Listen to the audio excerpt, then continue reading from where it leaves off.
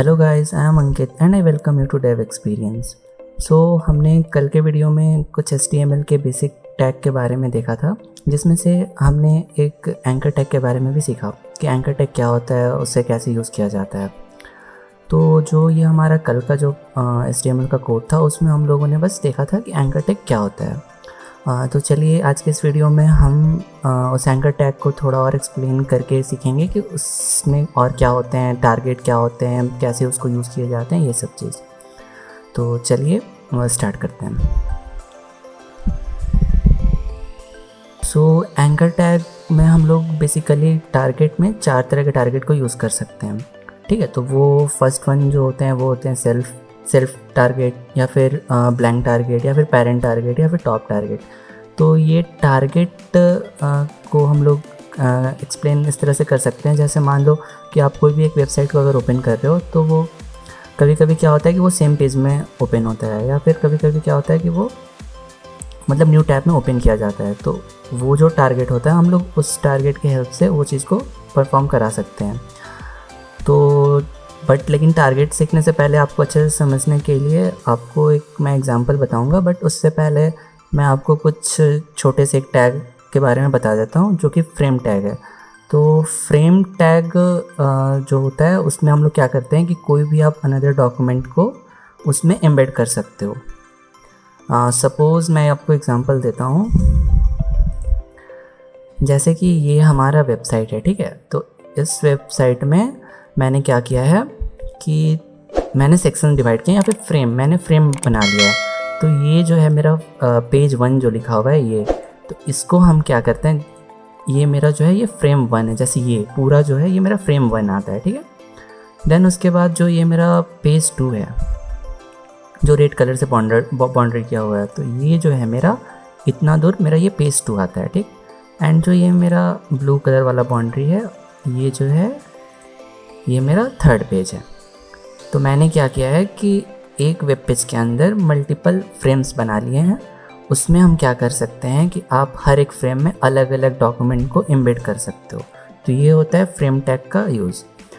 तो हम लोग टारगेट को सीखने के लिए हम लोग इसी चीज़ का यूज़ करेंगे। तो सबसे पहले हम लोग को क्या करना होगा, फॉर एग्ज़ाम्पल से समझाने के लिए मैं क्या करता हूँ कि सबसे पहले मैं HTML की मदद से इस टाइप का एक स्ट्रक्चर तैयार कर लेता हूँ, जिससे आपको जो टारगेट एट्रीब्यूट होता है उसको समझने में आपको इजी होगा। तो चलिए सबसे पहले हम इस स्ट्रक्चर को क्रिएट करते हैं by the help of HTML। तो इसके लिए सबसे पहले मैं क्या करता हूँ, अपना VS कोड ओपन कर लेता हूँ। ये तो कल वाला जो कोड था नॉर्मल, वो वाला कोड है। तो मैं इसको बंद कर देता हूँ और मैं यहाँ से एक न्यू टेक्स्ट फाइल ओपन करता हूँ। ठीक है, तो इसको सबसे पहले मैं क्या करता हूँ, सेव कर लेता हूँ। तो इसको फर्स्ट पेज के नाम से मैंने सेव कर ले रहा, HTML फॉर्मेट में। ओके, देन मैं एक और पेज ले लेता हूँ, उसको सेव कर देता हूँ 2nd पेज के नाम से।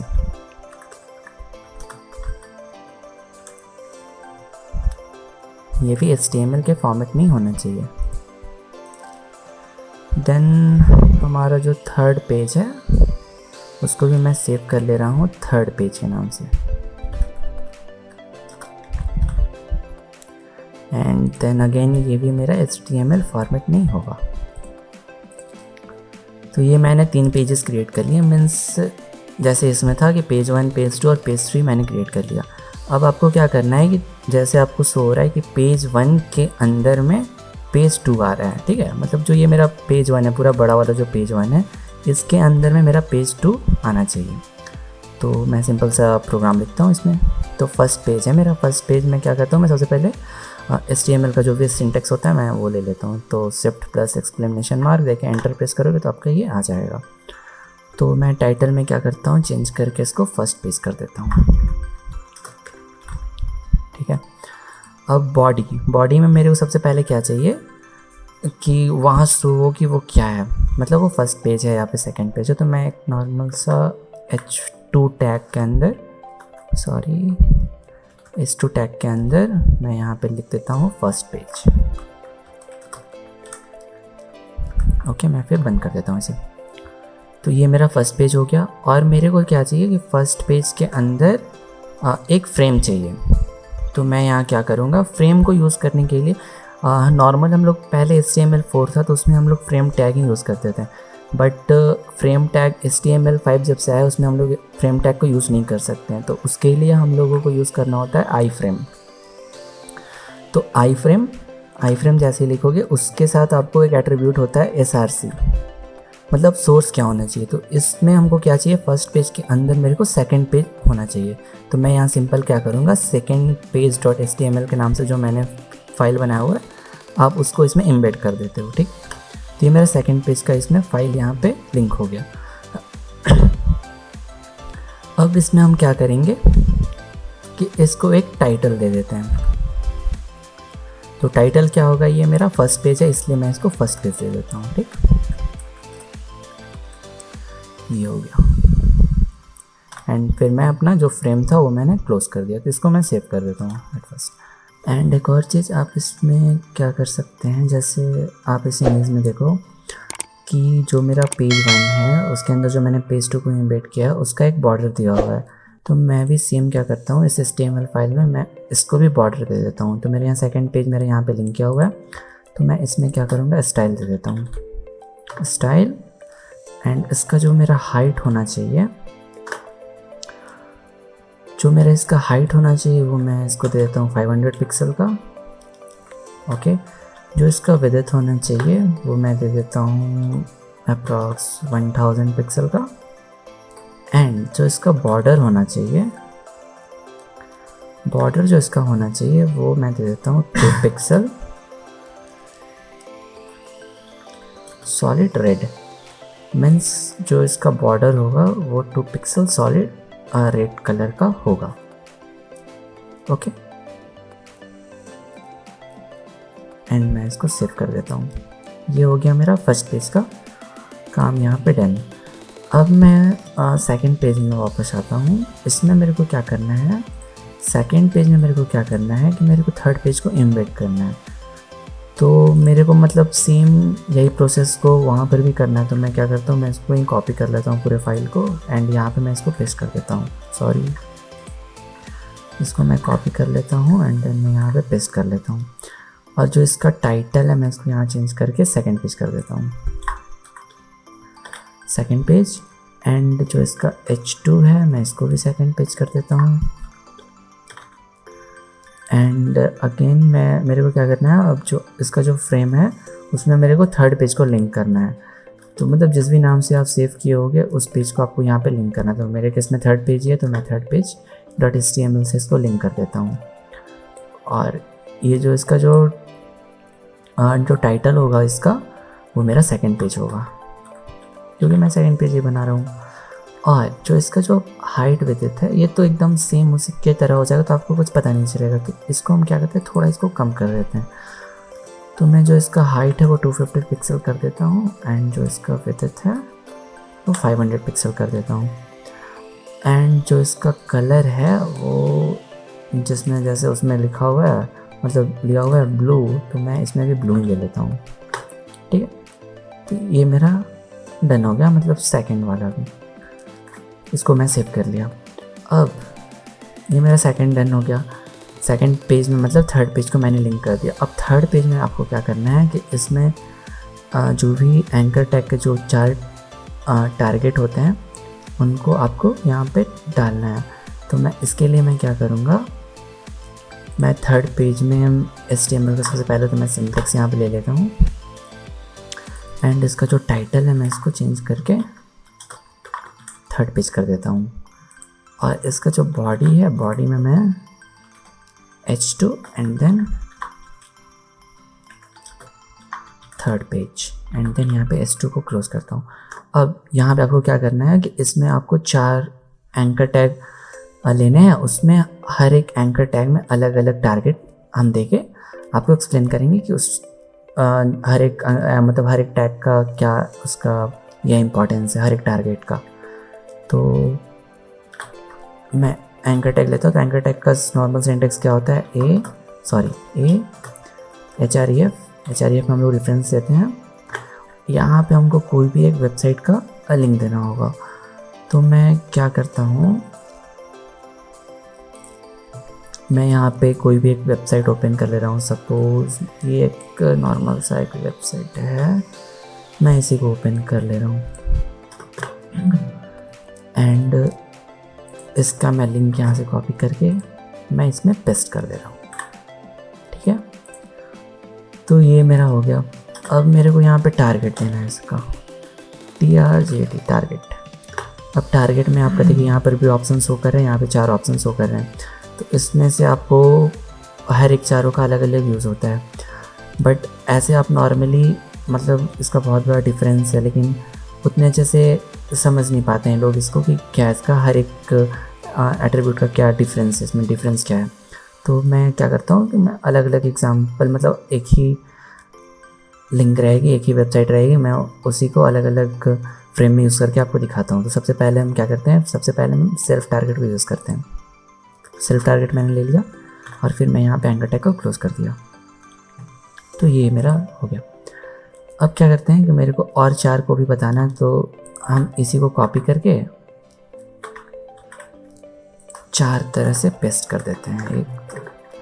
ठीक है, और सिंपल जो यहाँ पे मेरा जो इसका टारगेट है हम उसको चेंज कर देते हैं। तो सेल्फ हो गया, देन सेकंड होता है ब्लैंक, देन थर्ड होता है पेरेंट, एंड लास्ट जो होता है वो हमारा होता है टॉप। ठीक है, ये हमारे 4 हो गए। और अब आपको ये तो आपके लिंक तो क्रिएट हो गए, बट आप उसको कहीं तो क्लिक करोगे तो उसके लिए आपको कुछ टेक्स्ट या फिर कुछ बटन देने होंगे। तो मैं टेक्स्ट दे देता हूँ नॉर्मल। तो ये मेरा सेल्फ के लिए है, तो मैं यहाँ पे सेल्फ दे देता हूँ। मतलब एंकर टैग क्लोज होने से पहले आपको यहाँ देना होता है। ये मेरा ब्लैंक के लिए, तो मैं इसको ब्लैंक दे देता हूँ। ये मेरा पेरेंट के लिए है, तो मैं इसको पेरेंट दे देता हूँ। एंड ये मेरा टॉप के लिए है, तो मैं इसको टॉप दे देता हूँ। एंड देन इसको मैं सेव करता हूँ। अब आपको क्या करना है कि जो आपका फर्स्ट पेज था, इसके अंदर आपने सेकंड पेज को लिंक किया, एम्बेड किया हुआ, सेकंड पेज के अंदर आपने थर्ड पेज को एम्बेड किया है।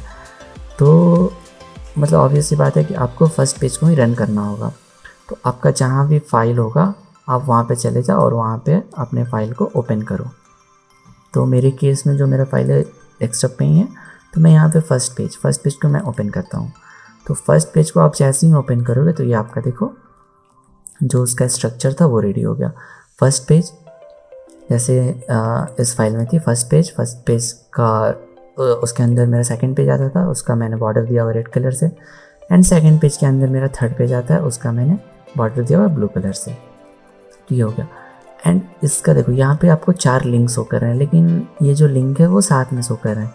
तो मैं एक काम करता हूँ कि जो मेरा यहाँ पे थर्ड पेज में जो भी लिंक मैंने यूज़ किया हुआ है उसके बाद मैं लाइन को ब्रेक कर देता हूँ। तो लाइन ब्रेक करने के लिए हम लोग BR टैग का यूज़ करते हैं।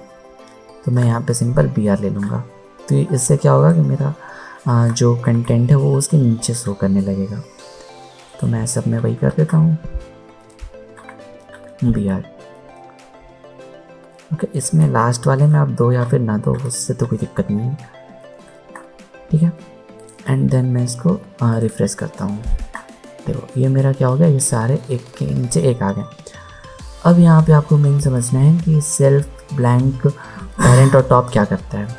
तो कल जो मैंने आपको बताया था एग्जांपल, उसमें मैं जैसे ही क्लिक कर रहा था वो आपको नेक्स्ट पेज पे लेके चला जा रहा था।